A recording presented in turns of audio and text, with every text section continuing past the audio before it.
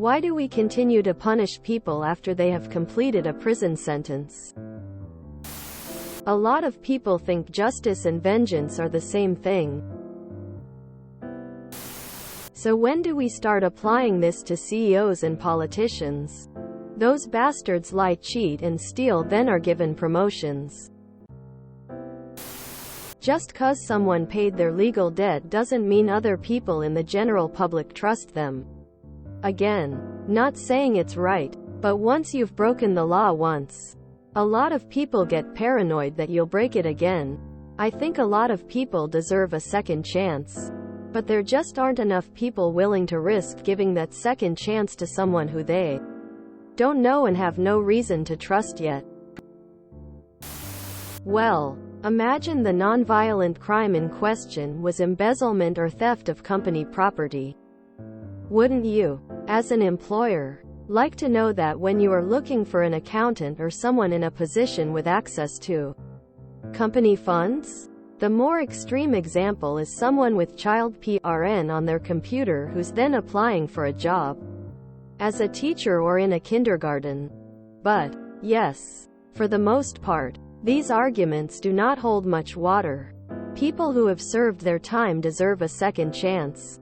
But the reality is that even people who agree in theory are less likely to actually hire a convicted criminal than a newly qualified candidate without any convictions. But why are you limiting this to nonviolent crimes? Is defrauding 500 old people out of millions of dollars really any better than drunkenly punching someone in the face because he harassed your girlfriend at a bar and getting convicted for assault once you've served your time?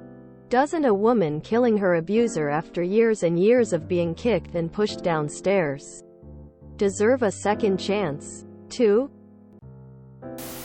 It's not about punishing, it's just simple risk management. Personally, the whole idea of someone paying their debt to society doesn't mean anything to me. Some arbitrary punishment handed out by the government does not equal justice in my mind.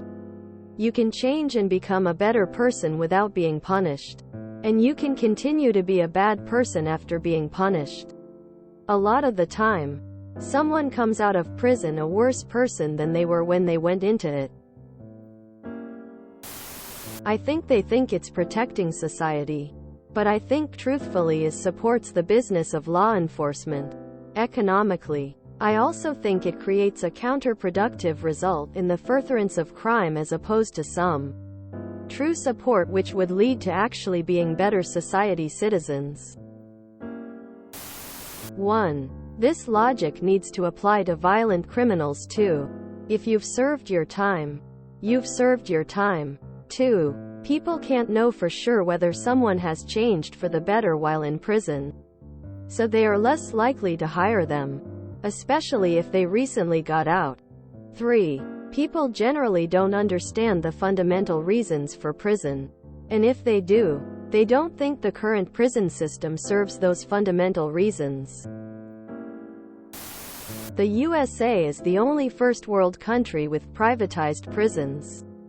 We also have the highest percentage of our population imprisoned. The system is designed to create repeat offenders by eliminating all legitimate options. So these corporations can continue to profit from tax money and slave labor. If you're reporting to probation, UK, then the sentence isn't over. A prison sentence in many cases is served in the community after the halfway point and subject to probation supervision. Non-violent offenses can still cause harm. These range from sexual offenses to conspiracy offenses and would be of interest to future employers. The real reason? Because humans are tribal. And once you betray the tribe, you aren't welcome anymore. But since we can no longer banish people, or summarily execute people who don't stay banished, we simply ostracize them for life. Prisons do not stop or decrease crime.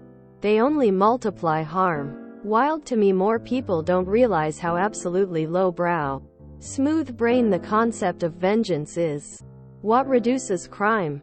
Reducing poverty and increasing access to things like education, medical care, mental health care, high-quality childcare, healthy foods, etc. But we can't get rid of poverty because then who will work for almost nothing? Capitalism requires an underclass. If someone stole $1 million from their employer, got caught and served their time, are you gonna trust them to look after your $1 million next? The idea behind prison is supposed to be rehabilitation. In some places at least. They're supposed to be going there to learn to reintegrate back into society as a normal citizen. Not that that happens. Legalized slavery. War on the poor. Very good question. If someone serves their time after violently raping and killing someone, would you let that person go anywhere close to anyone you hold dear?